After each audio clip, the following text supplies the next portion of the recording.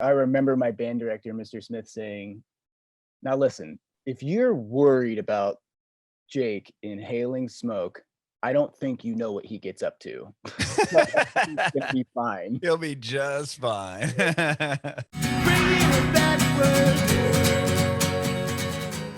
My name's Adam, by the way, and this podcast is about you and your journey in music. Oh wow! All right, let Awesome. me grab this water really quick. Yeah, go for it. Sorry, we got kind of a full house, so I'm in the bedroom right now. All good. I love the lens flare. Oh, you had one going on there. I'm not trying to do it. It's bright in here. Let me see if I can Very artsy. get it without. There I am. Hey. Right on. Awesome. Cool. Yeah. How's it going? I'm doing well. Again, I appreciate you doing this. That is an immaculate room. I guess this isn't the best format for me to be talking about it on a podcast, but wow. Oh, thank you. That is funny. Looks yeah, like this store. I'm sorry. Said it looks like an Apple store. Actually, it is. No, we just recently moved to Nashville, so it's very tidy still because I haven't got all my crap out. But where'd you move from? San Diego. Dude, that's crazy. I was born in San Diego, and I grew up in Memphis. Wow. Okay. Well, let's talk about it. What part of San Diego? I was born on that naval base on the south side. Okay. Funny story. On my birthday, I turned 30 this year. My mom gave me clippings from the jade tree that was at this tiny house that they were living in when they had me, and we've got a little jade plant here now in LA. Wow, that's rad. Crazy. How long have you been in Nashville for? Only since March, so not even a year yet, 9 months. You need some recs? I'm sorry? So you need some recs, some recommendations? Yeah, a little bit. I met some people. Dude, we love it here though. It's amazing. Yeah. I'll have to introduce you to my friend Taylor. He's the talent buyer at Mercy Lounge in the East Room and Basement East and stuff. Oh, cool. I produced his record about a year or two ago. He's a cool dude. Amazing. Yeah, I heard that there's something going on with that venue, right? They're moving it or something. I thought, yeah, it's Mercy's moving, right? And Cannery's staying, or is it? Yeah, it's something like that. Yeah, I don't know, yeah. But hard to keep up with Nashville stuff. It's always everything's changing. Rad. So you were born in San Diego. So parents are in the Navy, I'd imagine. My dad, yeah, he did the F-14 Tomcats. Like if you've ever seen Top Gun. Yeah. That's that's like a real thing. Apparently, I grew up with this. Like in his office, there was the plaque with like two eagles holding missiles and stuff. And you're like, oh, that's like a real school. That's rad. Yeah, I mean, they would do the big air shows in San Diego every year where you'd see like the Blue Angels and all the different planes flying around. It'd be super loud. But yeah, that's cool. Very cool. So what took your parents to, you went to Memphis next? No, they went to Puerto Rico. My dad was doing, he was in a squadron called the Sundowners, which I think is probably kind of racist now. But they were on a naval base there, and my mom was getting her master's degree. I remember, like, she's such a badass, dude. Like, I was like, 2 or 3. And I remember, like, she'd put me on the back of this bike to her college, take classes, and then be like a TA, and then like bike back, and we'd stop at the mall. She'd let me eat like mint chocolate chip ice cream, and then and I got a brother and a sister too that are like 8 years older than me. So like my dad's out flying and doing all this stuff, and my mom's getting her master's with 3 kids. It's just crazy. And then base gets shut down, and I think it was just like 3 kids, tired of moving the ones that are 8 years older than me around. And FedEx has a pretty good like policy of hiring like ex-military people. Oh, cool. And Memphis is the hub. So I think it was so my dad could be home more often, even though he was still flying all the time. I guess he was home more often than you would be if you weren't in Memphis. Yeah, if he was like deployed somewhere, maybe. Yeah, I don't know. But that's cool. So you went to Memphis because your dad got a job for FedEx. Yeah. Right on. How old were you when you got to Memphis? And to be like 6, 7, Oh, okay. something like that. So it's like I'd say like I was born in San Diego, but I think I'm from Memphis, Tennessee. I From lived there for Memphis. about 15 years. Okay. And how did you get into music? Um, growing up, my dad played guitar and my parents were like really always trying to get us to do stuff. But like even when I was little in Puerto Rico, my dad had this like band that he'd play at bars and like do little radio appearances called the Thunder Lizards. And it was him and this dude Chris Barkham, whose call sign was Spock because he had an ear clipped off on a helicopter accident. Oh Um, man. but he would like totally be supportive of whatever you wanted to do. So they'd be playing, like Boy Named Sue by Johnny Cash going through their Mhm. set, and you'd be like banging on like a book on top of like a laundry hamper that they set up for you so you could like play along with them. Um they did stuff like that all the time. I Okay. played saxophone for a little bit and piano and all that stuff. I think I heard the song Tequila and wanted in like in the Pee Wee Herman movie. I Okay. was in like elementary school and I decided I Uh-huh. wanted to play saxophone and they're like, all right, let's do it. Stuff like that. Did you play it through middle school or high school at all, or did you stop? Yeah, I went all the way Okay. through high school and did tenor sax. And then in high school, it was sort of like I felt like our band was like 250 people in the marching band and like the Wow. horn sections and stuff. I mean, you're supposed to take it seriously, but I Mhm. felt like there's this like alpha male mentality of like you marched weird, like now you have to march without a neck strap. So I straight up quit and joined the drum line and ended up playing Oh, wow. marimba and xylophone and stuff, which culminated in my senior year. I think I played guitar and got put in charge of like the electronics, which meant like just like taking a PA out on the field and miking up all the Oh, like the gosh, percussion? yeah, all the like marimbas and xylophones and stuff. Uh-huh. And the theme of the show was called Cruisin'. So we did like so there's a big like fake radio in the middle of the field with a radio tower on top, and we're doing like Bridge Over Troubled Water, Make My Funk the P-Funk. And I had to run to the middle of the field, climb this 2-story tower thing and clip in it and play fucking Freebird on top of Whoa. the thing. And they like hooked up a smoke machine and everything. There's a whole PTA meeting about like, we don't want this child inhaling smoke. And I remember my band director, Mr. Smith, saying, now listen, if you're worried about Jake inhaling smoke, I don't think you know what he gets up to. But he's gonna be fine. He'll be just fine. Pretty funny. We had a What did you play, what instrument did you play when you went up there to do It was Freebird? guitar, Oh, yeah. you played Freebird on guitar. Yeah, Wow. like on this radio tower with it was ridiculous. We had a pretty great high school band. Like That's rad. dude was like so welcoming. Like it was always like if you want to join the band, even if you don't like have money or something, like he would find a place for you and like we do fundraisers to get kids involved. So that's why I hope we were always like 250, 350 strong. And Mhm. like the pageantry of it, we would always do just ridiculous things like cruising and like we did the American in Paris and the whole pit wore like French outfits with berets and stuff like that. And we had like a semi truck that you have to load in all the tubas and stuff.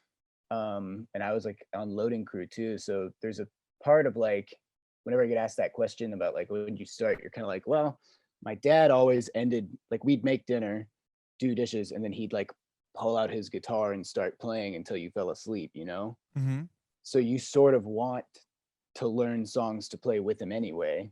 So that Mhm. starts sort of naturally happening. And then you get into high school band, the Houston high school I was in, and it's like you're, I think a lot of kids, went on to become lawyers and doctors and whatever, like in Mm. the oboe section and whatever. But to me, I was always like, this is kind of a natural progression. I'm already like miking instruments and Mhm. loading up trucks at 14 and 15. There's just so much about both of those experiences that make everything else pretty easy. I think a lot of people join bands and then don't realize like how much or want to start a band and don't realize how little of it is actually performing Right. the music. There's Uh-huh. practice, there's all these logistics. I mean, by the time you get to go play for, if you headlining, an hour, there's 17 to 20 hours of everything else before that. Right. And Right. Exactly. I Gearing up for it. yeah, and I think that frustrates a lot of people, but to me, it's just like obvious, I guess. Hmm. Like, Right. Did you play in a local band also, or just the school band? yeah, we had a group called Little Brother that played like surf rock and like indie sort of stuff. I think our first paying gig was at this place called Blue Coast Burrito, which you guys still have one. We don't have one in Memphis anymore, but Oh, if there's I one in can, Nashville. if I may, you have one of the original ones that isn't like a franchise called Baja Burrito over there on the interstate by the Guitar Center, and I have to say it's the tops. You should Is go. it really? Okay. I'm a snob when it comes to burritos because of growing up I in San Diego. What's it called? I am Baja burrito? Yeah, I am too, but this is like one of the only things where like you get in there and you're like, okay, I see this is gonna be like Chipotle or Moe's or something, but it's so much better. Their shredded chicken is fantastic. Okay. Being from San I Diego, just looked it up. um, I will say I did get in the habit of bringing my own French fries and asking them to put them in Oh, the inside the burrito, burrito. and if it's not too busy, they're usually pretty cool about it. Just so you know. That's funny. But Well, I'm gonna check it out for their fish sure. tacos are really, really good too. Cool. Berry Um, Hill. in any case, first paid gig was at a Blue Coast Burrito in Memphis, and like they were just in the back of this like one of those outdoor malls, Hmm. and I think I was skipping school when I went in there with my friend who used to work there, and I don't really know how it came up, but basically they were saying like they were having trouble getting people to realize that there was more stuff in the back of this mall. Hmm. So they gave us $60, which was $20 each, and a free meal every Saturday to just like crank up and play like the Ventures and stuff like that. Oh, so people would walk back there to So people notice would like, hear it more. oh, there's more to this mall Yeah, that's happening.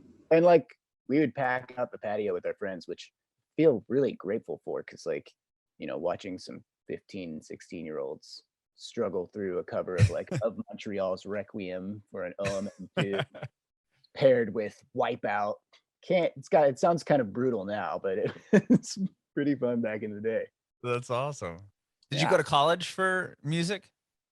I went to college for maybe like a year and a half. I was Okay. on a track to talk about actual like there was no plan here. I Uh-huh. was double majoring in psychology and music, and I guess I would have been a musical therapist, but my real interest was in synesthesia. I have if you know what that is, Mm-mm. that's where like people some people have this like sort of crossing of synapses that have them experience things like math or music or like flavors in the form of colors. Like Richard Feynman, the physicist, said that like when he was doing math problems, it was just easy for him because the colors made sense. And Interesting. there's a lot of like synesthetic elements to like musicians. Mhm. My theory is like I feel like I get that. Like for instance, A major 7 to me is always like a blue green feeling, and I think if you close your eyes and stuff. My theory was basically I think everybody is synesthetic to a point, Mhm. and my goal was to I guess like research it enough and maybe try to like develop a Tap into program it? you could train yourself to be more synesthetic. Yeah. It is the dippiest shit ever, and I cannot believe anybody let me go to college with that being my 4-year plan. It sounds like starting a cult. Um, but I ended up dropping out when I also again was skipping class to go see a Flaming Lips show, and it was like right place, right time. They needed some help, and I volunteered. And there was another guy named Jake that was quitting, and the tour manager at the end of the show gave me his email address and a T-shirt and said like, hey, if you want to do this again, let me know. And I played it cool, like I didn't already have tickets to see them on New Year's Eve. Okay. And then I drove out a day or two early, slept in my Honda Element in like a Chase Bank parking lot because I didn't have any money. Mm-hmm. And then went and helped out. And again, yeah, like I said, right place, right time. Now the guy was quitting. And like a month or two later, they were calling me saying, like, well, like we could try to hire this professional stagehand, or we can hire this nerd who loves us that will do whatever we say and probably take less money. um, so I dropped out to be a roadie for the Lips. My mom was very bummed, Wow. and my dad was kind of like, I mean, get out while you don't owe anybody money, because I was on a scholarship. Okay. So it was like basically just got to mess around in college for free for 2 years and then bounce. And then eventually I joined the Lips. Yeah, you joined the band, And right? yeah, it was sort of like they just decided to get off tracks for a few years and needed somebody to play like synth bass or something. And I remember Wayne asked me, like, can you keep a beat? I said, well, I have my own band. I like to think so. All right, well, I need you to come to Oklahoma tonight. You're going to start playing synth bass at this Yoshimi Battles the Pink Robots show. And then after we played that, he was kind of like, well, you're already here. You already set the gear and you know the songs. What if just like you still set up the gear and tear it down, but in between you play the show? And I said, all Oh, right. okay. And then after like a year or two, it was just too hard to be the guitar tech and stuff while playing. And I Mm-hmm. think it was pretty obvious. So they hired a guitar tech, and then that just became my gig for a while. And I actually just quit a couple months ago. I think Oh, 420, really? 420, those pandemic bubble shows, those were my last shows. Yeah. Okay.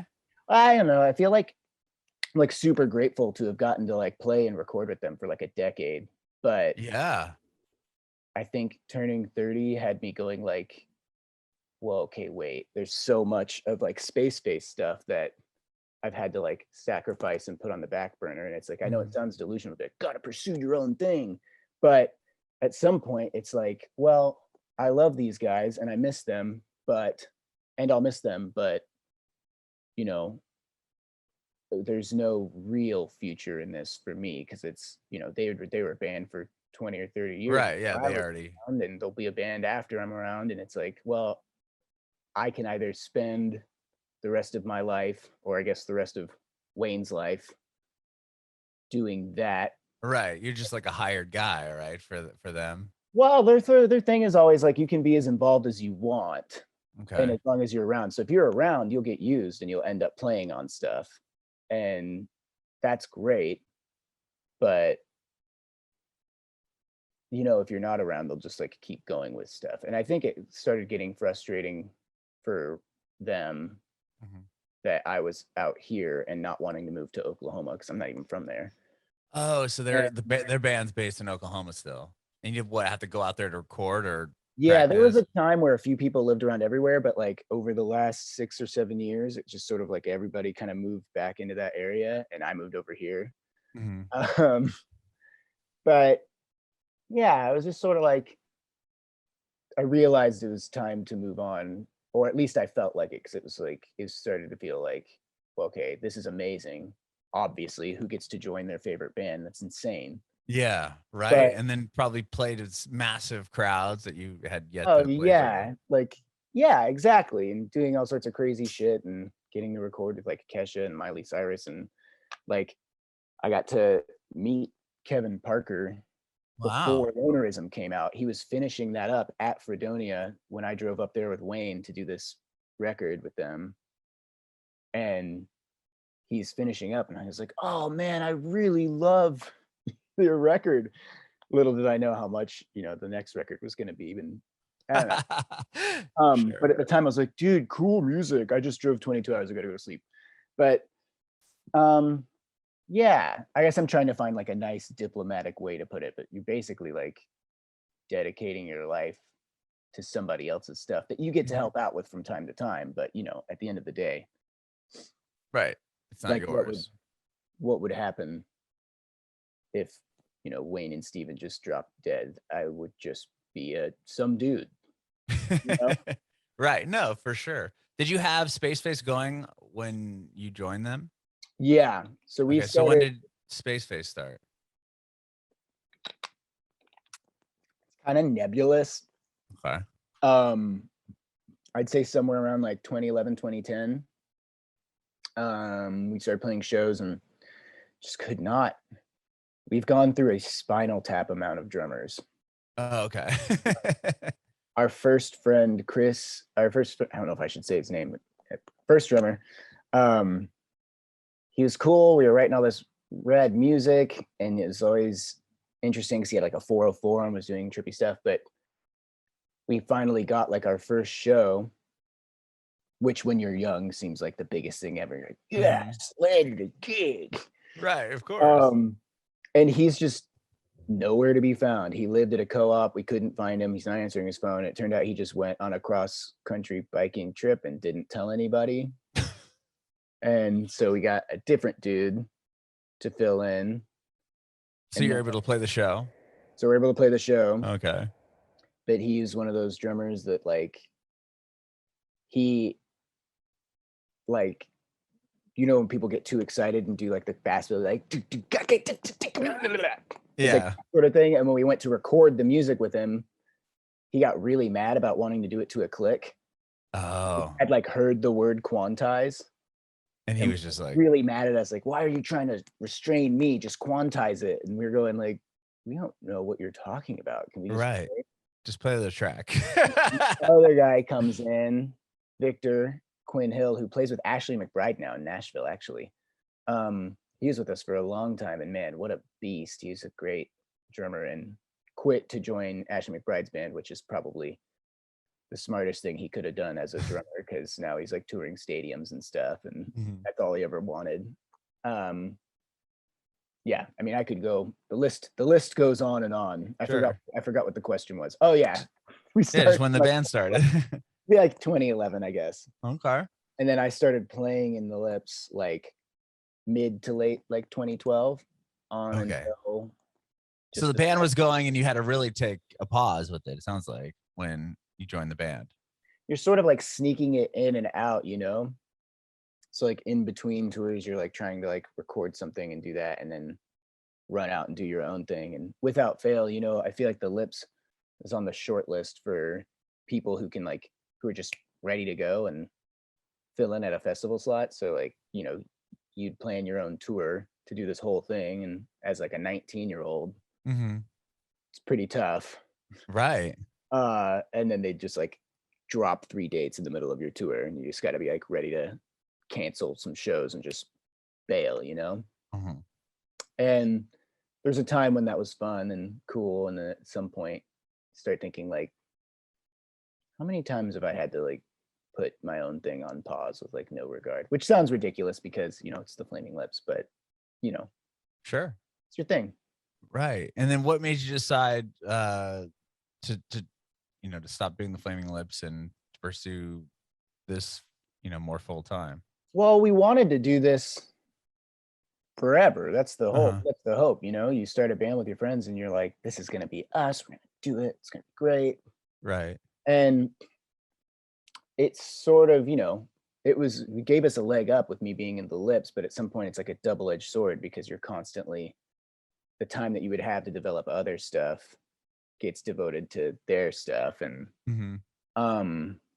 basically we recorded this record that's coming out in January, Anemoia, that's I'm really, really stoked on, and start talking to booking agents about touring stuff. And it just became very clear to me that there was no world in which I could properly devote the time to going to promote that record while also doing the things. Yeah, sure. It's tough. I really miss those guys, but we all still text and stuff. So that's good. It's all good. Yeah. Yeah. But yeah, it was just horribly conflicting tour schedules. I didn't see how it was going to go. In 2019, we opened for White Denim for a good little run. Okay. And same thing as, like I said before, we're starting the run in Kansas City, and the Lips pick up a date headlining Levitation Fest. Like Oh, I find out like, you know, like 2 weeks or something before our tour. uh-huh. So like, so we played in Kansas City and then the band is supposed to go to St. Louis or something like that. Mhm. And I wake up at like 5 a.m. to try to catch a flight to Austin. Kansas City airport's all messed up. There's like a drunk dude who like started a fight in line, and TSA and police are there. Long Oh, story man. short, I missed the flight and have to freaking drive all the way there after playing a show and like waking up at 5 or something. I missed sound check. I got there like just before the second to last band before us Oh my goes gosh. on. It's really stressful, and there's sort of this like understanding of like, well, this can never happen again. Right. And that sort of like planted the seed, for me at least, to go like, I feel like it's going to be really, really hard for me to start justifying these things, because I'd done other things before, like coming straight from a Spaceface gig and like flying in to get to load in or sound check at some Mhm. festival. And it's always, no matter how well you plan, it's usually down to the wire. Sure. I would And imagine that for sure. you know, things happen, especially with Mhm. planes. But that sort of planted the seed in 2019. And I feel like Got it. once you start thinking that, it's like it's hard to get out of it, you Mhm, know? mhm. And then 2020 happens and there's no touring or any of that going on. So did that free up some time for you to write this record for Spaceface? Funny story, the record was already written. Um, Oh, wow. we did most of 2019, like it'd be in between Lips and Spaceface shows, getting a chunk here and there to record, Mhm. and finished it up right. I think we did some like finishing touches at the beginning of 2020, and then that actually just gave me time to make all the videos happen and actually start writing the next record Oh, as wow. well. So we already Okay. have another EP of this like cool, more, I don't know if you've heard any of the new songs, but it's this sort of like retro futuristic kind of eager sounding record. I'm really excited about. The idea was we wanted to pretend like we were either a band from now sent to go play like a sick rooftop cocktail party in the 70s, or it's a 70s band sent to the future with like new access to technology sent to like play some rooftop mushroom party. So it's really eager and boppy. Mhm. And there's a good chunk of songs that we sort of waylaid that are more minimal and chill and sort of like set more in the world of like the Shangri-Las and stuff like that, but Mhm. with like switched on Bacharach synths. um, we have that in the pipeline, and then like 15 other songs too. So Wow. it's pretty cool. But I mean, the Lips, we were doing those pandemic shows too, where the whole audience was in bubbles and we were in bubbles. Yeah, how was that? That must have been kind of cool. I mean, the Flaming Lips have always done the bubble thing. You know, he gets in the bubble and goes across the crowd, but to have everybody in a bubble. It was cool. I felt a little bit like, because no one even asked me. You just were told. Like we had like our sound guy had asthma and kids, and he was like, I can't go risk this because the show's indoors. And Mhm. he calls me. He goes, what did you say when they asked? And I'm like, nobody asked me. I just got told I got to be in Oklahoma. Mhm. It felt a little bit like a all right, all right, motherfucker. Like, are you gonna drink the Kool-Aid with us? Are you with us or not? Right, right. Yeah, it's kind of a crossroads. Like, are you gonna join? Are you gonna play? Or are you done? Yeah, exactly. And uh I it was a nerve-wracking at first, but it is cool. I had this like tiny little bubble and I'm sitting down, but eventually you sort of like I started just like laying down and playing guitar, and it was fun. It was weird, but it was cool. And you know, who else who else but that band? You know, Right, could like pull it off, right? yeah. It's cool though. But So you played some obviously you did those shows with Flaming Lips, and then what worked on this new record? Like, because you said this other one was done. yeah, and we were shopping it around for like I was shopping it around for like a year, Mhm. and you know, that doesn't really make any sense because you're like, everybody's taking a huge financial hit. Do you guys want to like put up our record? Sort of at the last minute, in April or February or something, Mothland, who's putting this record out, our friends in Montreal, said that they wanted to put it out, which is amazing, and it's been really, really pretty great working with them. But yeah, it gave me time to get all these, like every song has a video, and we have been like slowly releasing stuff and getting things together. It was interesting. And like we did like a bunch of goofy things. We didn't like get too interested in the live stream situation. Sure. But whenever there was a chance to do something that we could have like a goofy spin on, we would do it. Like our friend Marina, who's actually playing bass in Spaceface now, threw a show on Twitch on Animal Crossing. Interesting. Where that was like to raise money for Black Lives Matter. So like you I was like re-recording parts of these new songs in Logic and like fake banter and stuff, and putting together like a stage in Animal Crossing. Animal Crossing? Yeah. Oh, wow. Send her the live file, and like people were joining on the island and dancing and stuff. It was really, really cute. And then we did another one for it's called Fresh Layers Festival that partnered up with this, like they were raising money for orphans who like can't go to summer camp and stuff, which again, you're like, I don't want to do the live stream, but how am I going to say no to that? Right, exactly. But again, it was something where you could pre-film and send it in. So I teamed up, and I was in Oklahoma doing lip stuff. So I teamed up with the two drummers, Brothers Green, and they learned two of our songs, and I learned one of not learned, I guess there's a song that I did with them that's coming out on their record. So we did like 3 things and got this like big old like infinity white wall, and did basically like 3 music videos instead of just performing. So we performed and then did like really skit stuff in between. Yeah, stuff like that. You get a little more interested when you can do weird things like that. So right, you got to get creative over, especially when everyone's inside and you can't just go do the normal, okay, we're gonna go tour for 3 weeks and the record's gonna come out. And yeah, and you know, if I'm gonna try to get people to like, you know, come to some charity thing and donate money, it's not gonna be me with an omnicord in front of my desk, you know. Right. We're like, hey, check out this crazy thing we edited together. Right. Well, that's cool. I'm sure people were more obviously entertained by that. That's awesome. Yeah, I'm excited to put that out. I think we're gonna put that out after the record comes out. Very cool. Are you doing a tour for the record?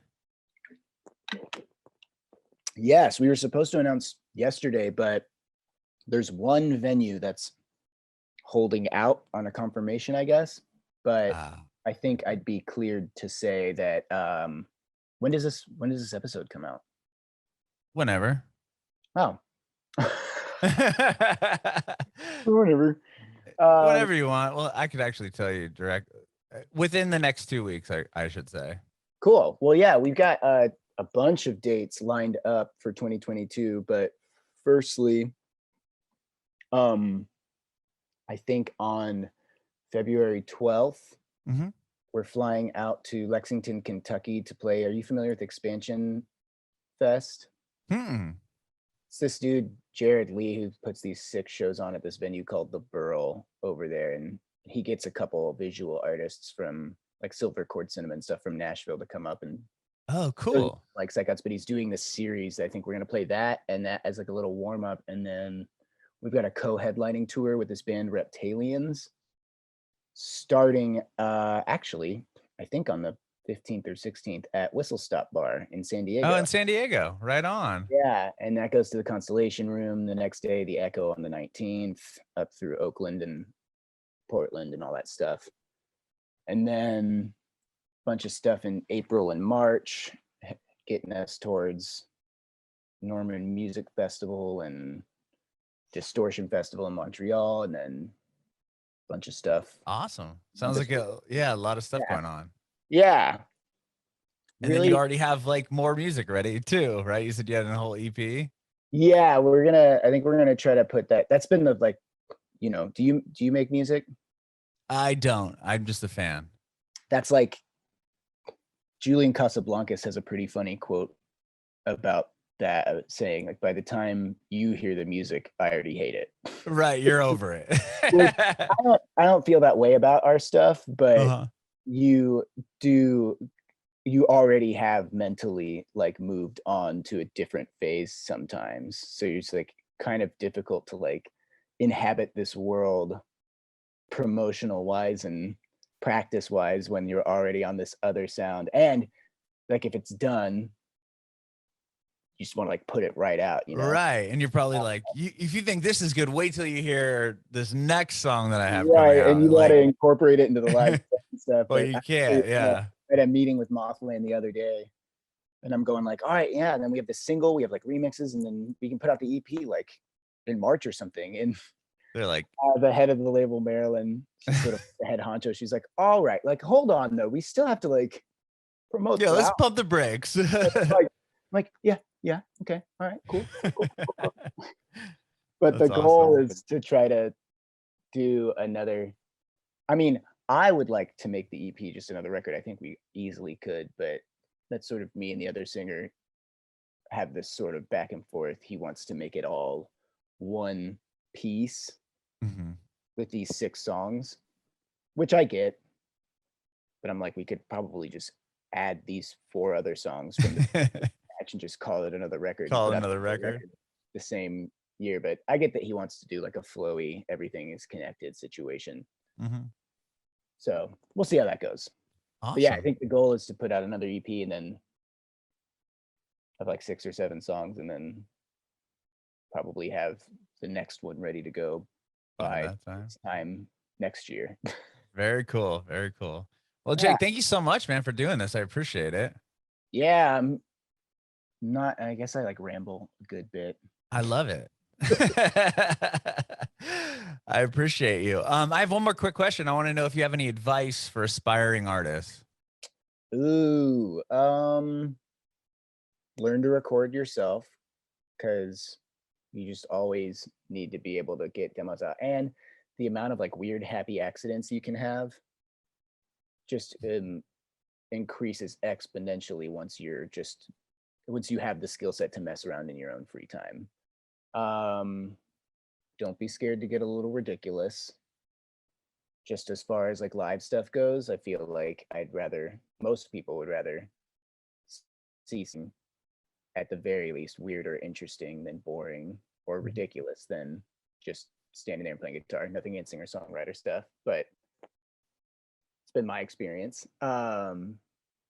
And unless your name is like super offensive or something, don't change it. Just stick with it. I feel like I've seen so many bands just like get tired of their name, change it to something else, and then it's like totally starting over. And you're like, just stick with it. I feel like eventually the sound becomes the name and not the other way around. Bringing it backward.